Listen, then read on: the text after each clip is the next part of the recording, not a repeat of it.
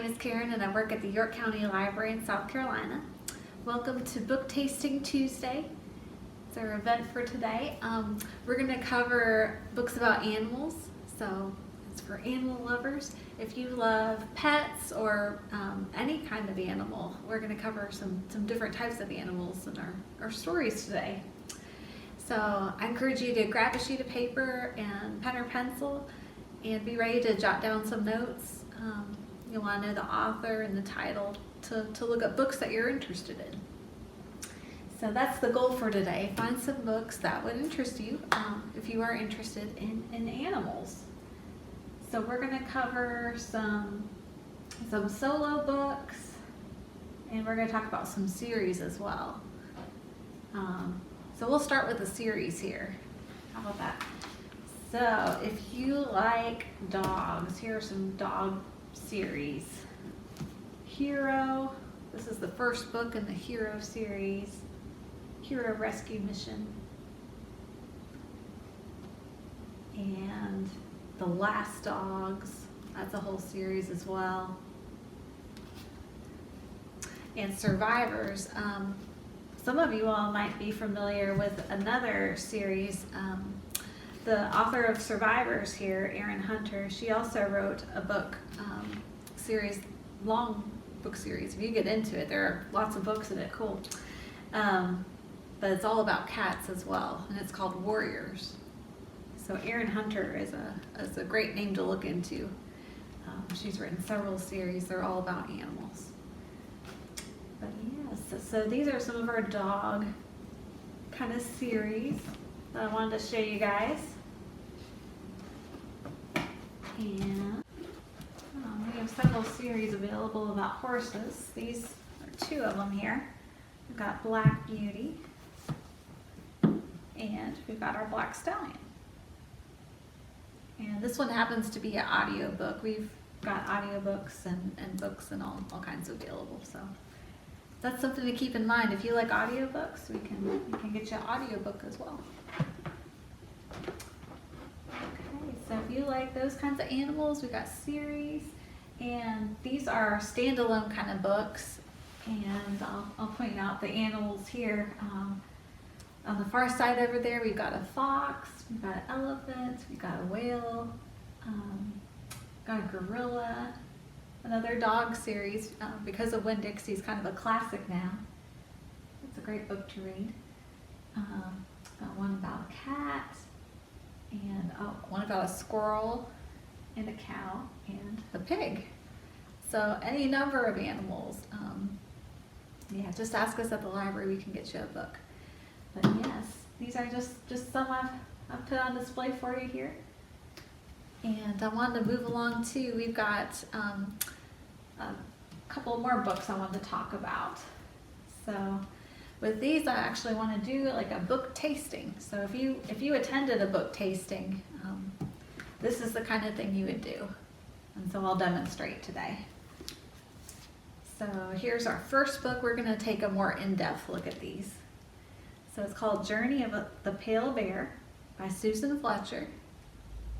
And looking at the cover there, it looks like, I don't know, are they escaping from a ship or just swimming away? I don't know. But yeah, this boy, he's on the back of a bear, polar bear at that. And they're swimming through the water, and here's the back of our cover.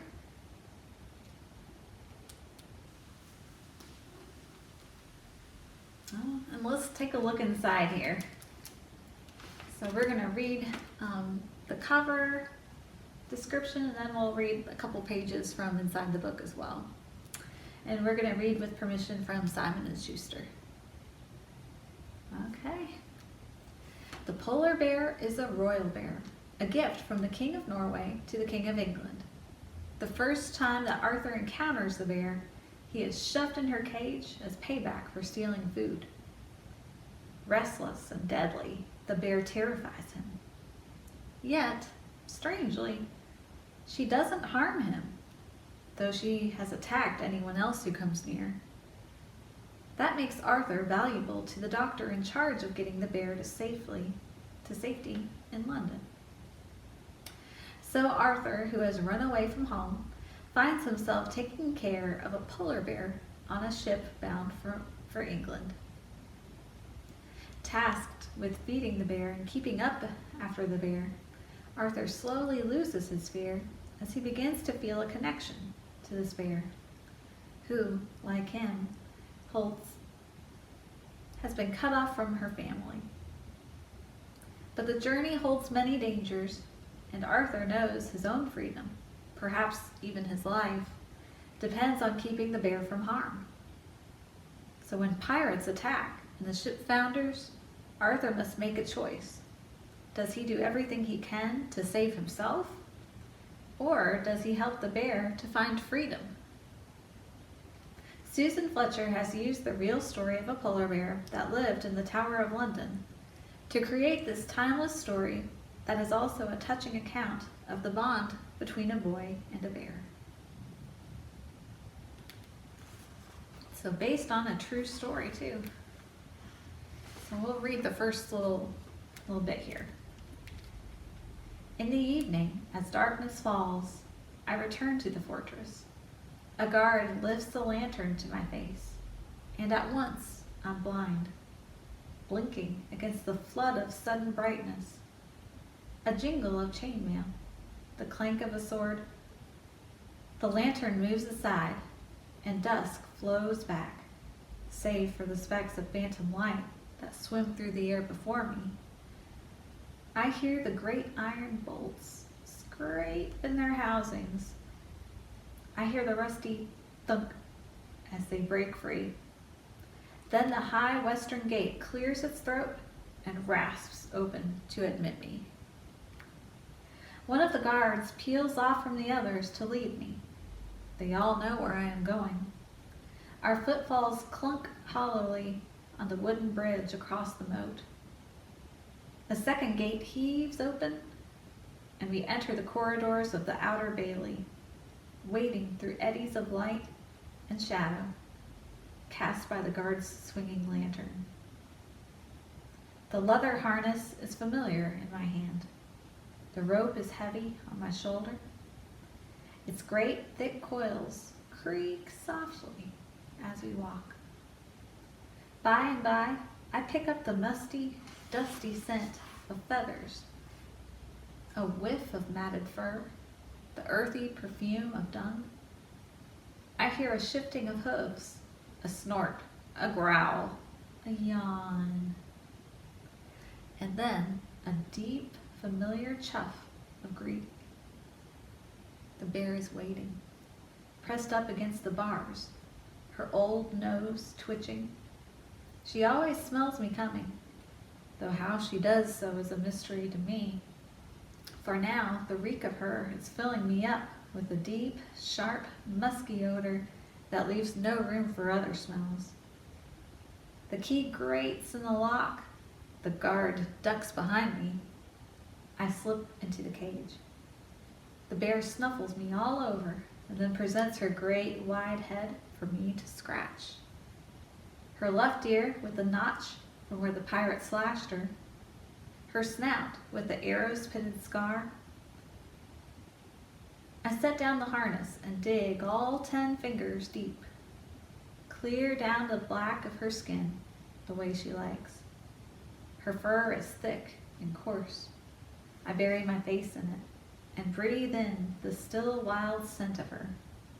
She makes a sound then, a low rumbling sigh that tunnels up from the heart of the earth. I slip the harness over her head and buckle it at her chest. I take the rope from my shoulder and fasten it to the harness ring.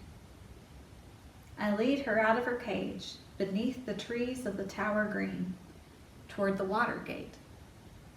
She is an old bear now. Her coat is dull, most of her teeth are gone. Her hip bone, it juts out like fins above her back.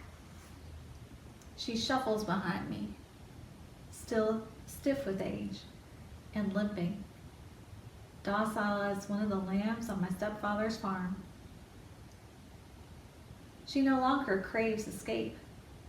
At long last, she seems content. But it was not always so.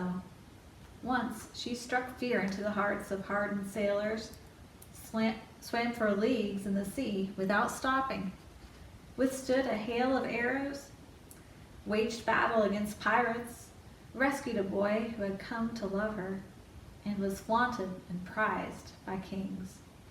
Once, long ago, when she and I were young.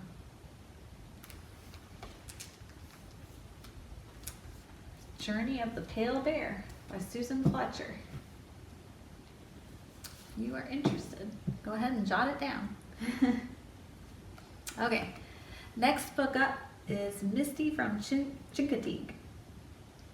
And this one is also another horse series. We talked about some of the horse series. This is another one, Misty of Chincoteague, and it's by Marguerite Henry.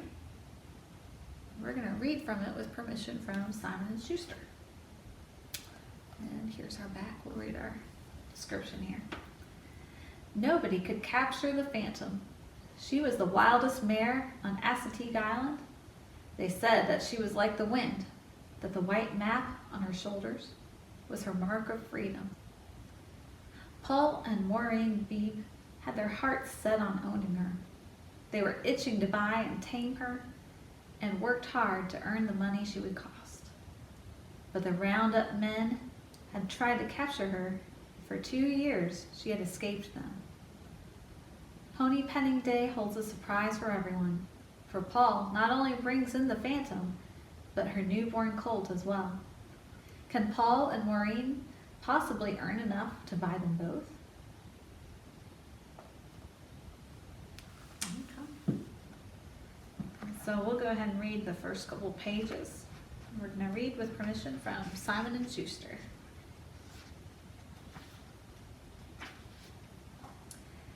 Chapter 1. And look at this, we've got great illustrations in here as well.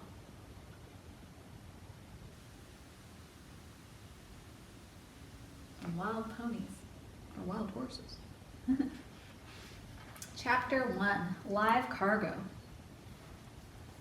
A wild ringing neigh shrilled up from the hold of the Spanish galleon. It was not the cry of an animal in hunger, it was a terrifying bugle, an alarm call. The captain of the Santo Cristo strode the poop deck. "Cursed be that stallion," he muttered under his breath as he stamped forward and back, forward and back. Suddenly he stopped short. The wind. It was dying with the sun. It was spilling out of the sails, causing them to quiver and shake. He could feel his flesh creep with the sails. Without wind, he could not get to Panama. And if he did not get there, and get there soon, he was headed for trouble. The more ponies to be delivered to the viceroy of Peru could not be kept alive much longer. The hay had grown musty, the water casks were almost empty. And now this sudden calm, this heavy warning of a storm. He plucked nervously at his rusty black beard, as if that would help him think. "We lie in the latitude of white squalls," he said, a look of vexation on his face. "When the wind does strike, it will strike with fury." His steps quickened. We must shorten sail.